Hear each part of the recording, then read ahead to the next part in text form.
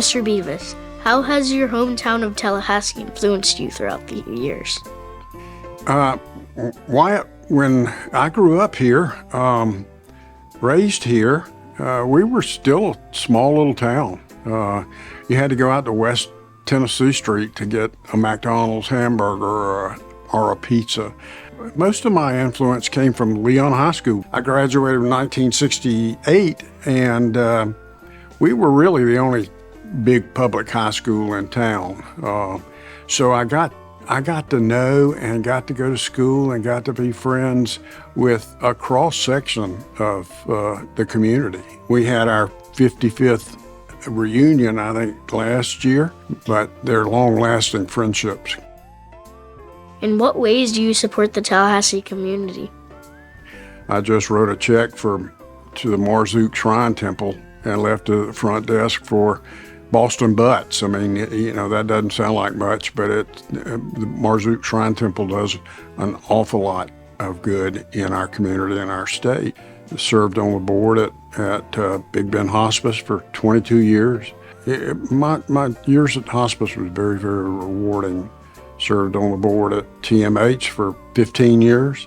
I like to think that we leave our fingerprints all over town. All the things that the community has done for me and my family, it's now time to pay that back. What inspired you to go into the funeral business? My daddy was in the funeral business. At one time, he was the youngest funeral home owner in Florida. We lived above the funeral home. I would make my mama get me dressed and put me in a little white suit and tie, and I'd go downstairs and help Daddy. And I have two sisters and a brother. They're all younger than me. If I had a pet, a goldfish, for instance, if I had a goldfish that died, I'd get a little matchbox and I'd put him in his casket, and we'd go out in the yard, and I'd dig a little hole to bury him, and I conducted a great number of pet funerals. And of course, that's just part of being raised in a funeral home. How did a historical event that you lived through influence you?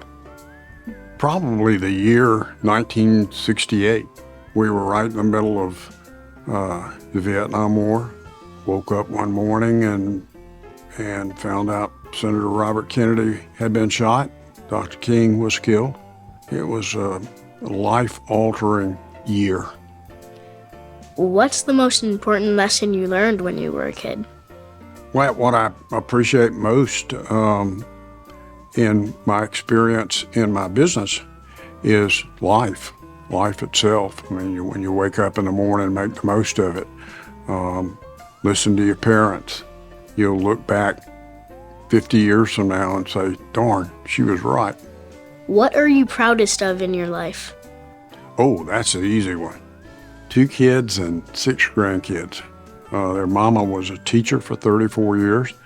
Thankfully, she took care of the academics. I took care of the hunting and fishing.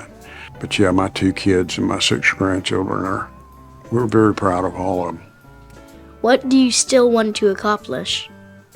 I guess if I could do anything, I'd climb Mount Kilimanjaro in Africa.